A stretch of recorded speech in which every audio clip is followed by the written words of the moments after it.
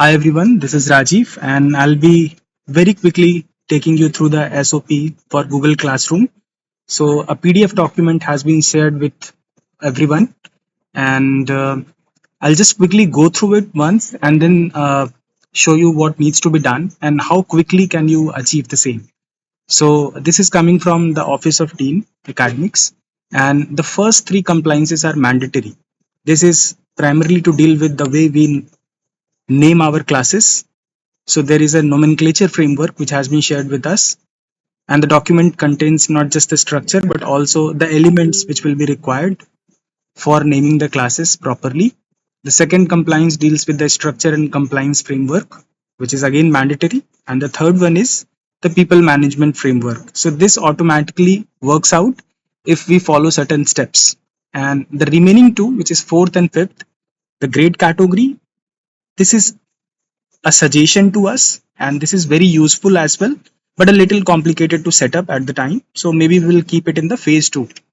And the fifth one, a lot of us are already following it, the rubrics, but this is again not mandatory, something which has been suggested, and internally we can work on it, and then maybe in the phase 2 apply the same. But the top 3 are mandatory and shall be finished asap. So I'm just gonna quickly go through it. The first one is the nomenclature framework, and the elements are here, which is program, semester, section, course, and course type. These things are already known to us, and in ERP, these are available as well. With the help of coordinator, you can definitely ask for a list of courses which has been taught this semester, followed by the sections and followed by the faculty members who taught those sections. And you can be prepared with the data which will be required for following all the compliances. So the second one is about structuring your classroom, and here the top 3, the first one, second one, and the third one are mandatory, and after that the fourth and fifth one, we are still considering it for UID because we have separate concerns compared to the overall university, since we operate in modular timetable style, and the midterm marks are important for identifying the slow and fast learners. So we are not going to keep fourth and fifth till the times we figure out how to include that in the classroom. So we are replacing fourth and fifth with something which is going to be more useful for the UID. I'm going to share a very quick framework uh, in like a step-by-step process which you follow, and you will get the compliance done in no time. So the PDF can be referred by individuals if you have issues, but I think if you just follow along me throughout this video, uh, it will not be even required. Here grade categories are being explained. It is utilized for splitting one assignment into two assignment, which contributes to one single graded assignment. Not mandatory at the time, but is very beneficial uh, if followed properly. And then the last one, which is rubric. So all major assignments, major means the benchmark assignments which is supposed to be graded, shall have a separate rubric, and I'll talk about that a little towards the end of the video, but not necessary at the time. So let's move on to the process. So this is a 5-step process, and if you do all these 5 steps, your compliances till 3 will be done. So the first thing is create classroom. Now here there are challenges. A lot of times we hear that the automatically the classrooms which were supposed to be created from ERP is not available, or there are some complications in cases of electives or IDP. So uh, to solve all these concerns, uh, you are allowed to create your own classroom. Just make sure that don't duplicate it. A classroom's definition is as simple as, let me just write it here. A Google Classroom simply means that you have, it's unique to faculty members. If we keep this in mind, we will never go wrong with it, because many times the question arise, um, we have an elective going on which is offered to two sections. Shall we have two classrooms or one classroom? We have three sections learning the same subject. So shall we have three classrooms or just one classroom wherein we define the section internally? So to solve all these queries, here is one simple technique. If there is a classroom, that means it is mapped with unique faculty members.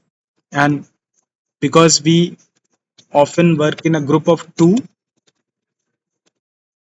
faculty members teach one subject, so that group of faculty members should be looked at as unique. And that also means that if a section changes, the classroom also needs to change. So one single classroom will be specific to faculty members,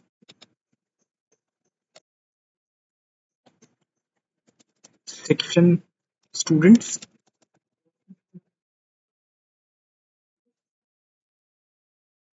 and course.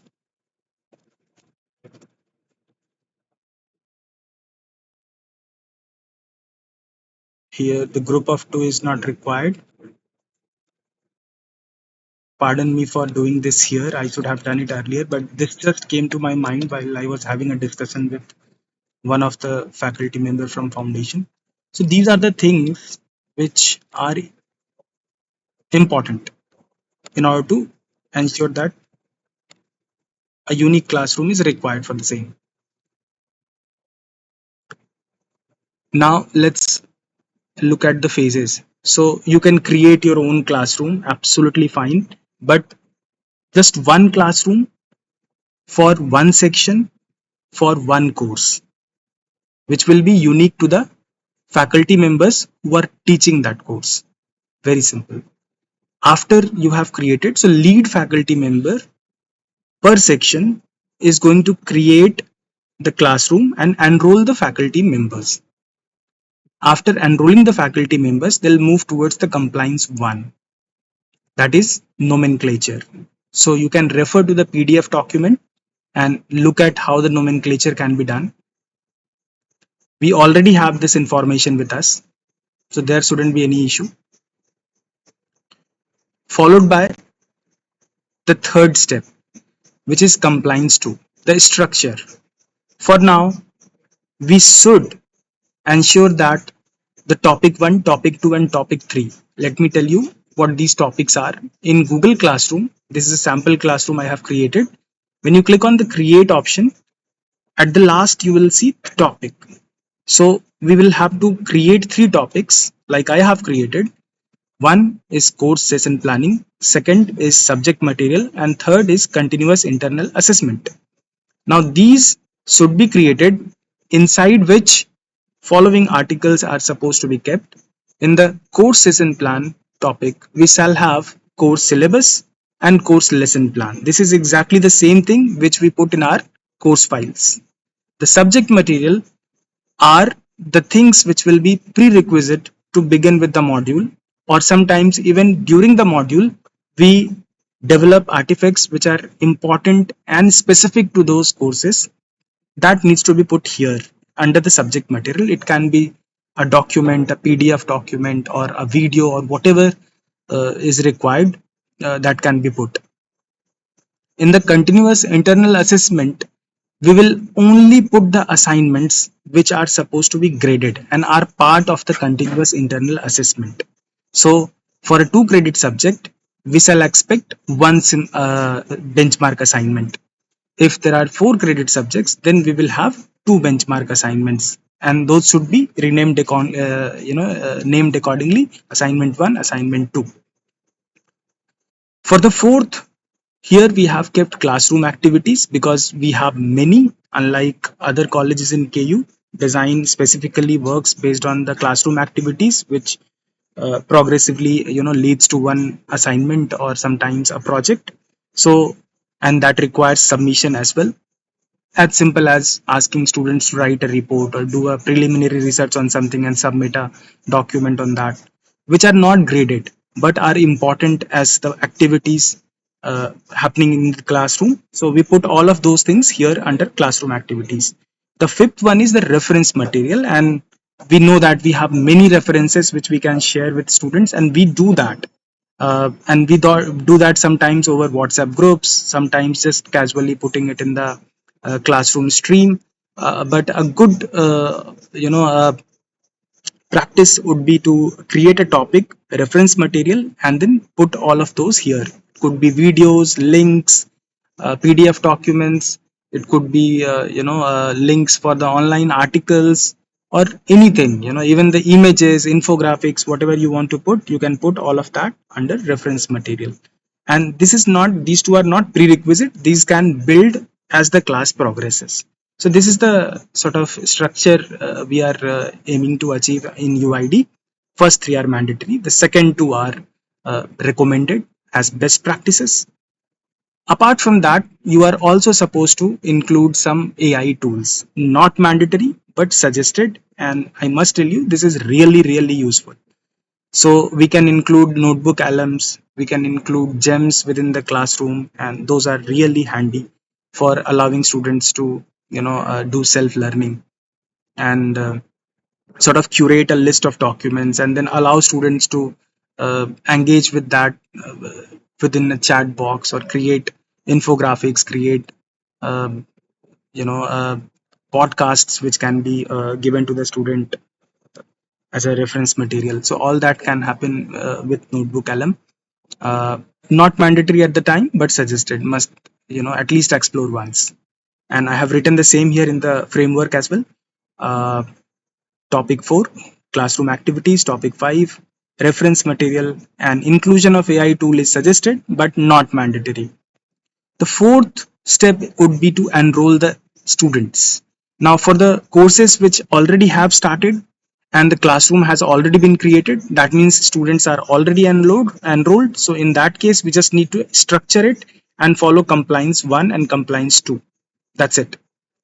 And if the students are not enrolled yet, ideally this framework is for any upcoming subject. So let's say that a subject is going to start from next week onwards. So I should go through step 1 to step 5, and that will ensure that I'm ready for it.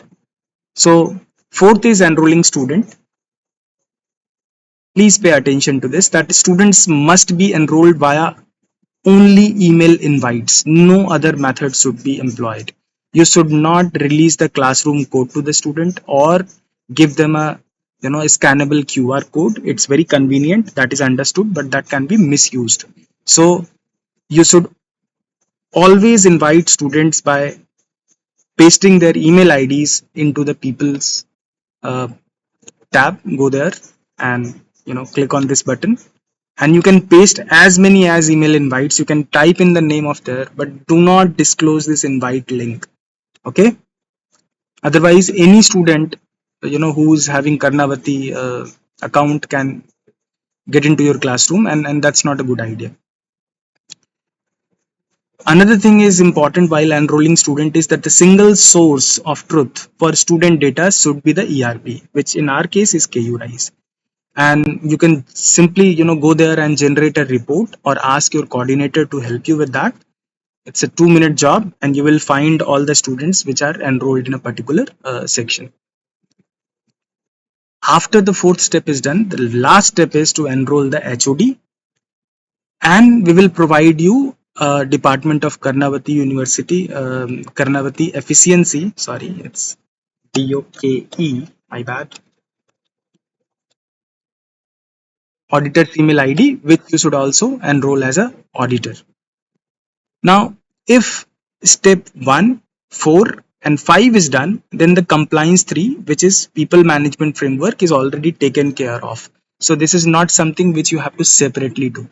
All these steps you follow and compliance 3 is done. That is it, which is supposed to be done so far. In the phase 2, the compliance 4, which is suggested, and compliance 5, which is very, very crucial and important for us in order to ensure that we are aligned with the OBE requirement.